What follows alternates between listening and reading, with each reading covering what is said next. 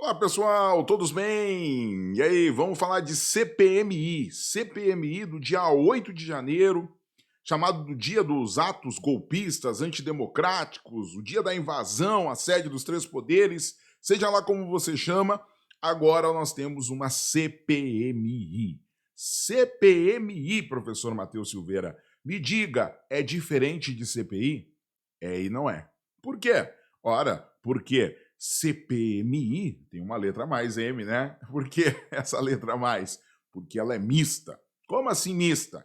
A Comissão Parlamentar de Inquérito é uma das comissões previstas lá no artigo 58, parágrafo 3º. Lá no 58, parágrafo 3º, nós temos a Comissão Parlamentar de Inquérito.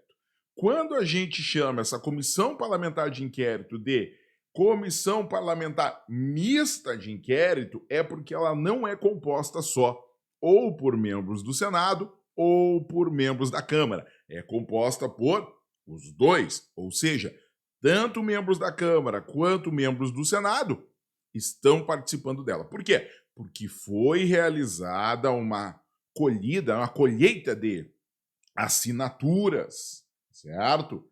De 1/3 de deputados e senadores, e então o Congresso Nacional, através das suas duas casas, quer realizar uma investigação parlamentar, certo? Bom, a CPI, ela tem o quê? Para que serve? Bom, politicamente serve para palanque, politicamente serve para desgastar a pessoa direcionada para a investigação, e a gente sabe que CPI no Congresso tira o holofote de todas as demais coisas do Congresso e o Congresso, em regra, para. É tradição isso. Isso é uma questão política.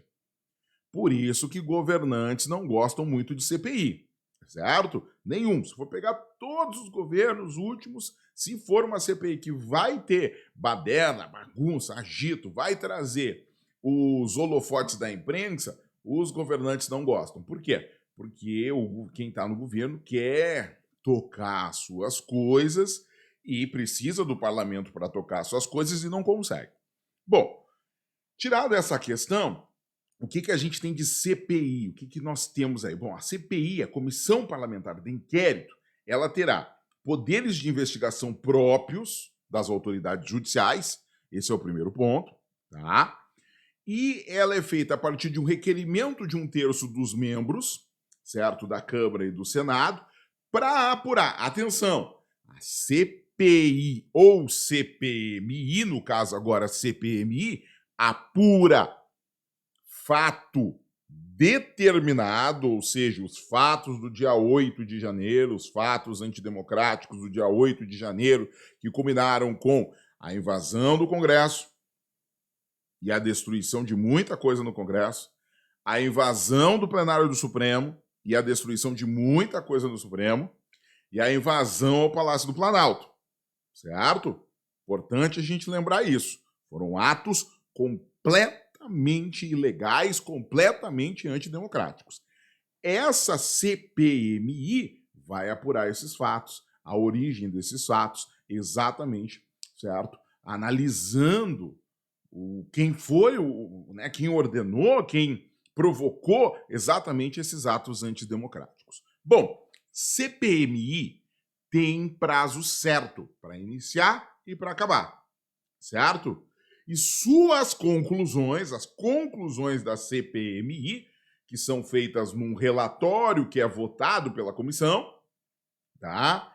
Podem estabelecer responsabilidades, podem indicar responsabilidade civil, reparação de dano, podem indicar responsabilidades criminais para criminosos, por óbvio, né, para aquelas pessoas que está se entendendo que cometeram crimes, e ela encaminha esse relatório, a CPMI encaminha, depois que ela termina, ela encaminha esse relatório para o Ministério Público. O Ministério Público pega aquelas investigações realizadas pelos parlamentares e analisa se ele pode, a partir daquelas investigações, realizar denúncias. Professor, de modo prático, serve alguma coisa tendo já a Polícia Federal investigando, tendo a polícia realizado isso? Olha, às vezes as CPIs, as CPMIs, podem tirar algum elemento político, mas com fatos. E isso pode incrementar denúncias, pode aumentar o foco, direcionar o foco policial. Então, não é de se criticar a CPI por existir, a CPMI por existir, certo? Seja quem for, apenas por questão política. Ah, eu queria, meu grupo político queria, meu grupo político não queria, entre outras questões. Bom, alguns pontos que a gente tem de decisões da CPI e CPMI que são importantes para as nossas provas. Primeiro, CPMI é direito da minoria do Congresso, certo? Uma CPMI tem composição paritária, ou seja, teremos o mesmo número de deputados e senadores, certo? Um outro elemento importante, ok, é que as CPMIs, ok, elas têm poderes de investigação próprios das autoridades judiciárias, elas são abertas por requerimento de 1/3 dos deputados ou senadores, no caso aqui dos dois, por isso que é a CPMI, faz a apuração dos fatos e essas conclusões devem ser encaminhadas para o Ministério Público. Já sabemos de CPMI. Já conseguimos entender isso. Tá, professor, me diz uma coisa agora. CPI, CPMI, pode prender, porque isso é algo que seguido vem, o cara está lá dando declaração, dando depoimento, e daqui a pouquinho há uma ameaça ou então uma ordem de prisão para a pessoa. Então, atenção, presta atenção. Lá no artigo 5º da Constituição Federal, certo? Nós temos o artigo 5º, inciso 61, que prevê que a prisão ela ocorre ou em flagrante delito ou por ordem escrita e fundamentada de autoridade judicial competente. Para prender alguém, eu preciso ou flagrante delito ou a ordem escrita e fundamentada de autoridade judiciária competente. Única exceção que se abre, qual é a exceção? A exceção é os militares que são privados da liberdade por transgressão militar. Artigo 5º, inciso 61 da Constituição Federal. Tá, mas eu já vi CPI ou CPMI, a diferença é que a CPMI é mista, a CPI é só do Senado, a CPI é só da Câmara, a CPMI é com senadores e deputados. Eu já vi CPMI ou CPI prender pessoa. Sim, mas você viu ali uma prisão em flagrante. A pessoa que estava ali foi juramentada como testemunha, prometeu dizer a verdade. E na fala dela, ela falou uma inverdade, tinha-se uma certa comprovação de que a verdade não era aquela, e quem estava presidindo os trabalhos, ou alguém que estava inquirindo, né, ou então interrogando aquela testemunha, determinou a sua prisão em flagrante. Ou seja, qualquer um pode determinar, né, vendo o crime sendo cometido, determinar a prisão em flagrante. Então é isso. A pessoa estava dando um falso testemunho, vamos dizer assim, e nós tivemos a prisão no cometimento do delito em flagrante. Nessa situação, certo? É nessa situação que a gente tem a possibilidade da prisão em CPI. Fora isso, não. Porque, apesar de se dizer que a CPI, certo, tem poderes de investigação próprio das autoridades judiciárias, não é poder de investigação do judiciário prender alguém. É função reservada ao judiciário prender alguém. Certo? É função reservada ao judiciário. Tem uma reserva legal do artigo 5º, inciso 61, dizendo a prisão, ninguém pode ser preso senão por flagrante delito ou por ordem escrita e fundamentada de autoridade judiciária competente. Ou seja, só pode ter prisão ou flagrante ou por ordem de autoridade judicial competente de forma escrita e fundamentada. Aí a prisão pode ser provisória, pode ser temporária, pode ser prisão para cumprimento de pena, pode ser qualquer tipo de prisão das permitidas dentro do nosso sistema jurídico. Certo? Beleza. Outro ponto. Portanto, a única forma, né, só para a gente ser, a única forma de prender alguém em CPMI ou CPI é determinando a prisão em flagrante, tá? Beleza. Fechado isso. Outro ponto que vai surgir aí de discussão e que pode aparecer também nas nossas provas. É possível ir numa CPMI e ficar calado, exercendo o direito ao silêncio? E aí? Pode, a jurisprudência do Supremo Tribunal Federal é pacífica nesse sentido, certo? Quanto? Se a pessoa é investigada, ela tem a possibilidade, né, de ir, sim, comparecer à Comissão Parlamentar Mista de Inquérito, convocado para depor, e permanecer em silêncio, evitando se autoincriminar.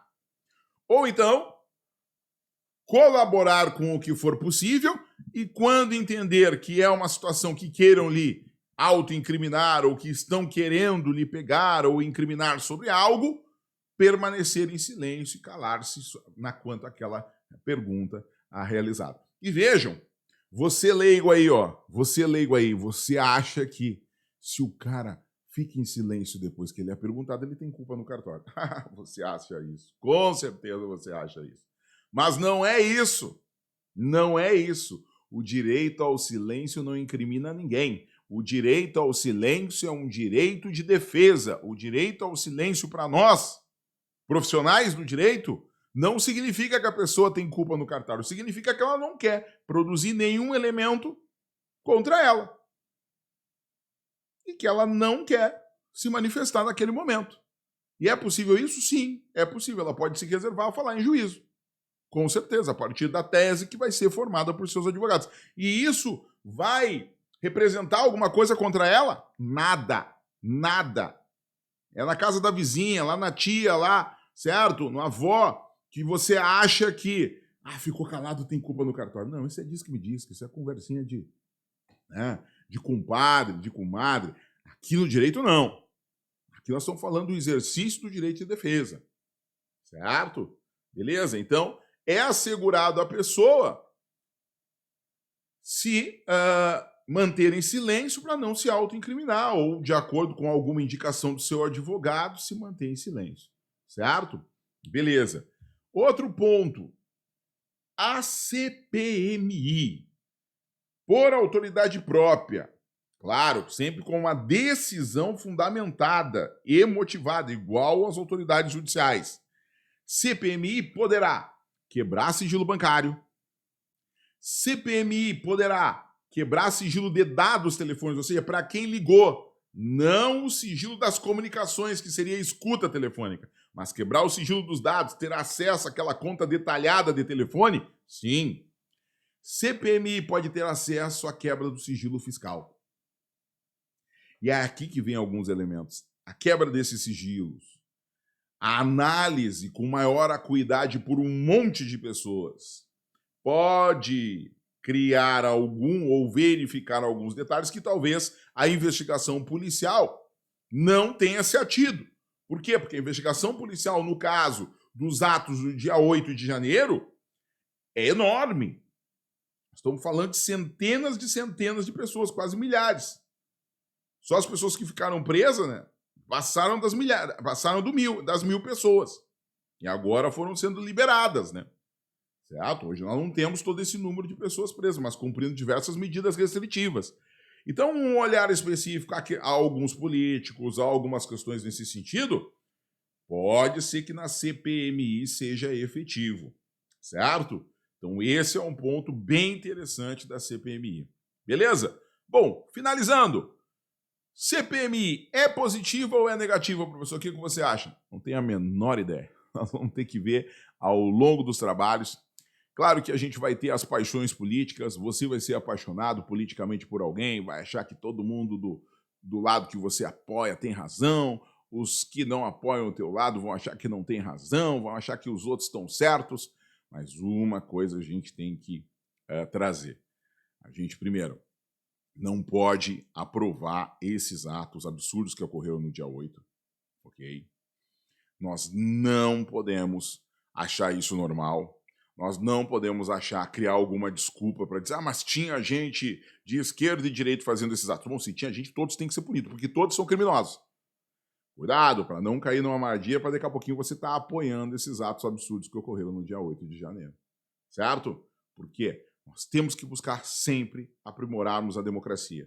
E a democracia é, sem dúvida nenhuma, a gente ter direito de defesa, a gente ter o direito contraditório, a gente investigar corretamente, certo? E punir todos aqueles que cometeram atos contrários ao direito, à democracia, à lei. Sejam eles pessoas simpáticas ao pensamento que eu gosto ou que eu não gosto. Certo? Bora lá? Grande abraço para vocês. Assinem o canal, compartilhem o vídeo, estejam conosco aqui no canal trazendo temas interessantes que vocês gostem. Certo? Beijo para vocês, tudo de bom e até uma próxima. Valeu, pessoal. Tchau, tchau.